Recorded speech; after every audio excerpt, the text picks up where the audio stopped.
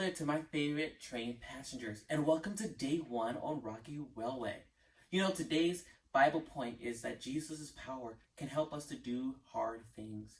I bet there are hard things in your life that you struggle with. I am not good at bouncing a basketball like other people, but there are things that I am good at, like acting or playing the piano sometimes. Can you think of some hard things in your life that you struggle with?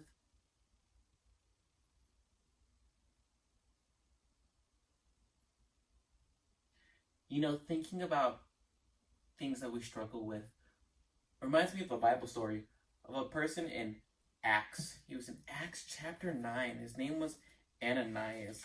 I'm sure you all know Oh, you mean you don't know the story of Ananias? Well, let me tell you. So there was this guy named Saul. And Saul we'll say he was like a politician back in the day. And he didn't like Christians. Anytime he found out somebody said they loved Jesus or they followed what Jesus said, he would have them thrown into jail. Now, does that seem like a nice person? I don't think so. So, one day, Saul and a couple of his friends were going to this place called Damascus. And on the way to Damascus, Saul heard this voice. And it said, "Saul, Saul, why are you persecuting me?" The voice was Jesus from heaven. Now, I bet you're wondering, okay, but who's Ananias? I'll explain.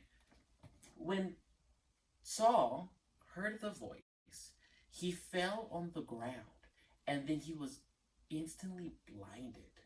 He couldn't see, so his friends had to help him up, and they went on to Damascus, and there, Saul stayed at a friend's house, trying to figure out what was going on.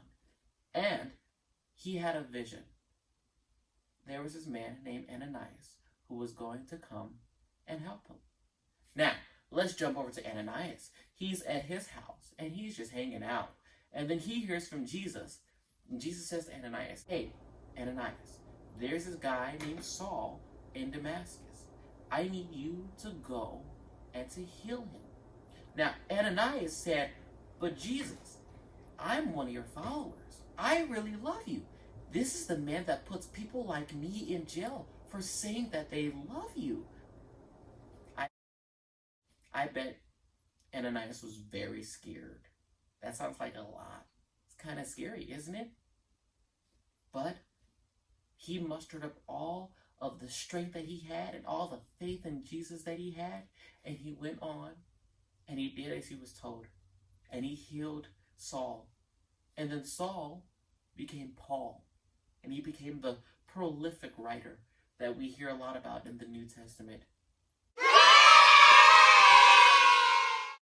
The Bible says in Philippians 4:13, "I can do all things through Christ who strengthens me." And just like Jesus gave power to Ananias to go and to help Saul become Paul, so will Jesus give you the strength to get through all of the struggles in your life. So remember, today's Bible point, Jesus' power can help you do hard things. Right? See you all later. We trust in you, Jesus. You're all that we need. Your power will pull us through. We're trusting in you. We're trusting in you.